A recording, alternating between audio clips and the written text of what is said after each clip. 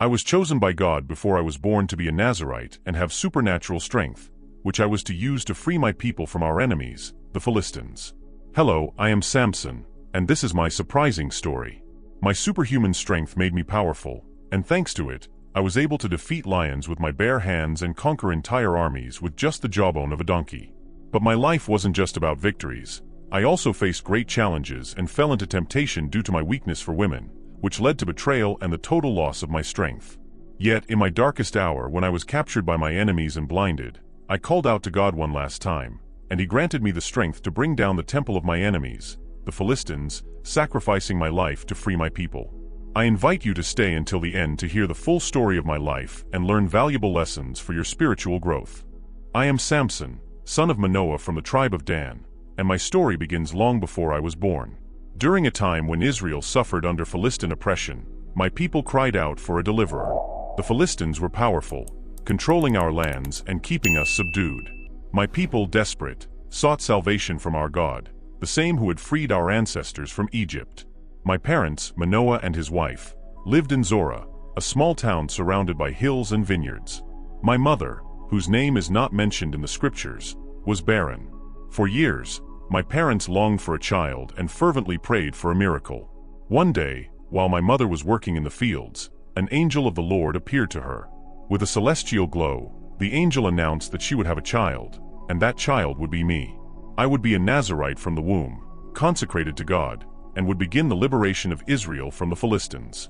The angel's instructions were clear. My hair was never to be cut, and I was to abstain from wine and impure foods. These Nazirite vows were not merely symbolic. They were a sign of my complete dedication to God. This vow, assumed even before my birth, would be the source of my strength and my divine purpose. When my mother told my father about the angel's appearance, Manoah, in disbelief and awe, prayed for the celestial messenger to return. God heard his prayer, and the angel returned, reiterating the instructions and the promise. My parents bowed in worship, offering a sacrifice to the Lord, and the angel ascended in the flames of the altar. This act of faith marked the beginning of a sacred mission that would rest on my shoulders. I was born in a time of turmoil and hope. From the day I came into the world, my mother cared for me with devotion, ensuring that the angel's instructions were followed. My childhood was filled with stories of our patriarchs, the feats of Abraham, Isaac, and Jacob, and Moses' liberation of our people. But there was always a sense of purpose in my upbringing. I was no ordinary child. The shadow of the Nazirite vow and the promise of my destiny always loomed over me. Life in Israel under Philistine rule was not easy. The Philistines controlled trade routes and fortified cities. They were experts in war, with iron weapons that surpassed our bronze tools. Oppression was constant, like a dark cloud over our promised land. But my family never lost hope. My parents constantly reminded me that I was destined to be a ray of light in this darkness. My story is one of strength and weakness, of faith and doubt. I was chosen by God before I was born, and my life was shaped by that divine choice. From my earliest days, I knew I was destined for something great, something that would change the history of my people. Thus began my journey, a path filled with challenges, victories, and sacrifices, a journey to free Israel from the hand of the Philistines. This is the story of my birth, a miracle in times of oppression, a spark of hope in the midst of despair. I am Samson, son of Manoah, consecrated to God from the womb, and this is my mission. I will tell you about one of the first episodes that marked my life and destiny. It happened when I was heading to Timnah, a Philistine city. At that time, the tension between the Israelites and the Philistines was constant. The Philistines oppressed us harshly and ruled our lands with a cruelty that seemed endless. Yet, I felt a calling inside me to confront this oppression, to find my purpose. Timnah was a bustling city, full of Philistine merchants and soldiers. As I walked through the vineyards surrounding the city, a deafening roar broke the tranquility. Before me, a young lion leaped out of the bushes, with its eyes fixed on me and its body tense, ready to attack. I felt a mixture of fear and determination. That moment seemed to slow down, and everything around me fell silent. It was just the lion and me. At that instant, the Spirit of the Lord came upon me with indescribable strength. With energy that was not human, I lunged at the lion and tore it apart with my bare hands as if it were a young goat. The lion's roar turned into a whisper as its life faded away. I stood over the lifeless body of the lion, breathing heavily, my heart pounding. I realized that this was not just an act of physical strength, but a sign of my divine purpose. What happened next was even more astonishing. Later, I returned to that place, and out of curiosity, I approached the lion's carcass. To my amazement, a swarm of bees had made a hive inside the carcass and had produced honey. This miracle left me perplexed. How could something so sweet and vital come from death and destruction? I took the honey and brought it to my parents without telling them where it came from. This event inspired a riddle that I later posed at my wedding. Out of the eater came something to eat, and out of the strong came something sweet. This enigmatic riddle became a source of conflict with the Philistines, who felt challenged and humiliated when they couldn't solve it without cheating. For me, the honey in the lion symbolized something deeper. It represented the paradox of my life. From violence and strength, something good, something that nourishes and gives life, could emerge. This event not only demonstrated my physical strength, but also the complexity of my destiny, a destiny that would lead me to face and overcome great challenges. Life under Philistine rule was tough. They controlled our cities, our markets, and kept us in constant anxiety. But I knew that each of my actions had a divine purpose. The story of the lion and the honey wasn't just a show of strength. It was proof that with God's help, even in the darkest moments, the sweetness of victory and hope could arise. Now I will tell you about one of the most ingenious and devastating moments I lived, a vengeance that showed both my cunning and my strength, in a time when Philistine oppression over Israel was relentless. The Israelites lived under severe subjugation, longing for the liberation that only God could bring. In this context of despair and struggle, I emerged with a clear mission but full of challenges. I had met a woman in Timnah who had stolen my heart, a Philistine. Despite my parents' warnings about marrying a woman from our enemy, I insisted. My marriage to her turned into a series of tumultuous events that culminated in betrayal. During our wedding, I posed a riddle to the Philistines. Out of the eater came something to eat, and out of the strong came something sweet. Unable to solve it, they threatened my wife until she forced the answer out of me. Betrayed, I fulfilled my promise to give garments to the Philistines by killing 30 men in Ashkelon to obtain them. But the betrayal didn't end there. When I returned to Timnah, I discovered that my wife had been given to another man, one of my closest friends. Anger and pain consumed me. In a time of great oppression, the betrayal of someone close to me was a deep wound. I decided to take revenge in a way that the Philistines would never forget. I captured 300 foxes, a titanic and dangerous task that required not only strength but also cunning. I tied lit torches to their tails and released them into the Philistines' grain fields, as well as their vineyards and olive groves. The panicked foxes ran in all directions, spreading fire and causing massive destruction of the crops. The sky lit up with flames, and black smoke rose as a symbol of my revenge. The devastation was complete. The Philistines saw their source of food and wealth burn before their eyes, unable to do anything to stop it. This act wasn't just a display of strength and revenge, but also a psychological warfare tactic. The Philistines, accustomed to controlling the situation, were struck at their most vulnerable point, left shocked and fearful. But revenge is not an easy path. The Philistines, in their fury, brutally retaliated by burning my wife and her father in revenge. Violence only breeds more violence, and the spiral of hatred and destruction seemed never-ending. This episode shows a crucial part of my life, my constant struggle against the Philistines, my use of cunning and strength to confront them, and the consequences of revenge in a time of oppression and war. It was a period when every action had deep repercussions, and the fight for freedom and justice required both intelligence and strength. My journey was filled with challenges and difficult decisions, and every act I performed had a purpose in God's great plan to liberate His people. Now I want to tell you about one of the most memorable episodes of my life, a moment that shows the magnitude of the strength God gave me and my relentless fight against the Philistines. After my revenge with the foxes, the Philistines were enraged. They gathered in large numbers and camped in Judah, ready to capture me. The men of Judah, fearing for their lives, came to find me. "Don't you know that the Philistines are our rulers? Why have you done this to us?" they asked me. I knew that my fight was not just against the Philistines, but also to inspire courage in my own people.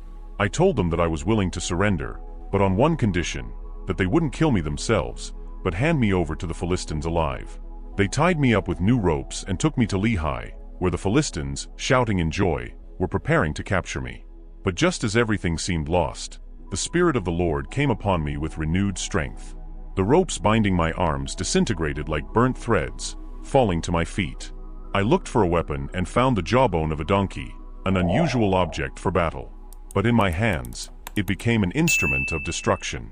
With the jawbone, I struck down the Philistines. Dust and cries of men filled the air as I struck and killed 1,000 of them. Every blow I delivered was a testament to the divine strength guiding me. The battle was fierce, and in the end, the ground was covered with bodies. Exhausted and thirsty, I cried out to God, "You have granted this great victory by the hand of your servant. And now, shall I die of thirst and fall into the hands of the uncircumcised?" In response, God opened a spring of water in Lehi, and drinking from it, my spirit revived. I called that place En-Hakkore, meaning spring of the caller. This event not only demonstrated my strength, but also my total dependence on God. The jawbone of a donkey, a symbol of humility, became a tool of liberation. In those times, when oppression was the norm and freedom seemed like a distant dream, every battle won was a ray of hope for my people. The Philistines remained a constant threat, but this confrontation at Lehi showed that God's strength in me was unstoppable. It was a time of conflict and pain, but also of miracles and unwavering faith. Every victory against the Philistines was an affirmation that, with divine help, the liberation of Israel was possible. Each act of strength and faith was another step toward freeing my people and fulfilling God's divine purpose in my life. Finally, I want to tell you how I found redemption in the darkest moment of my life. During my days, Philistine oppression was relentless. Israel longed for freedom, but the Philistines, with their military and political power, kept us under their control. In the midst of this conflict, I met Delilah, a Philistine woman who captured my heart. Her beauty and charm were irresistible, and I fell deeply in love with her, forgetting the warnings about trusting our enemies. The Philistines, crafty and eager to get rid of me, saw in Delilah the perfect ally. They offered her a large sum of money to discover the secret of my strength. She, accepting the offer, began to question me persistently about the source of my power. 3 times I gave her false answers. First, that I could be tied with 7 fresh bowstrings, then with new ropes, and finally, that if the 7 braids of my hair were woven into a loom, I would lose my strength. Each time, the Philistines lay in wait, hoping my strength would leave me, but I easily broke free. Finally, Delilah, using her charm and affection, pressured me so much that I reached a point of desperation. "How can you say you love me if you don't trust me?" she reproached me. Her persistence broke my resistance, and I revealed the truth. No razor has ever touched my head because I have been a Nazirite dedicated to God from my mother's womb. If my head were shaved, I would lose my strength and become as weak as any other man. While I slept in her lap, Delilah called a man to shave my head. My hair, the symbol of my vow and my strength, fell to the ground, and with it my power. The Philistines entered and captured me without difficulty. They took me to Gaza, blinded me, and imprisoned me, forcing me to grind grain in the prison. The physical darkness only deepened the despair in my soul. I felt that I had failed in my mission and before my God. However, over time, my hair began to grow back. In prison, I reflected on my mistakes and my relationship with God. My suffering brought me closer to Him. One day, the Philistines organized a great feast in the temple of Dagon, their god, to celebrate my capture. They brought me to the temple to mock me. They placed me between 2 main pillars, and at that moment, I prayed to God one last time, "Sovereign Lord, remember me. Please God, strengthen me just once more, so that I may take revenge on the Philistines for my 2 eyes."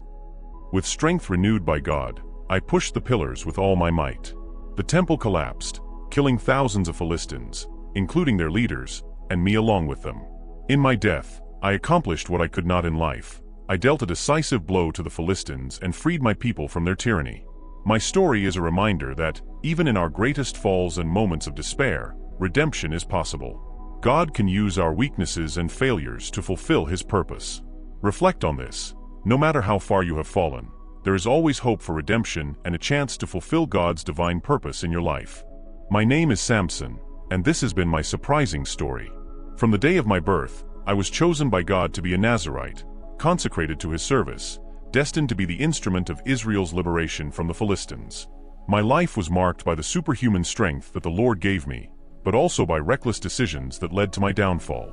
Through triumphs and defeats, I discovered that, even in the darkest moments, redemption and restoration are possible.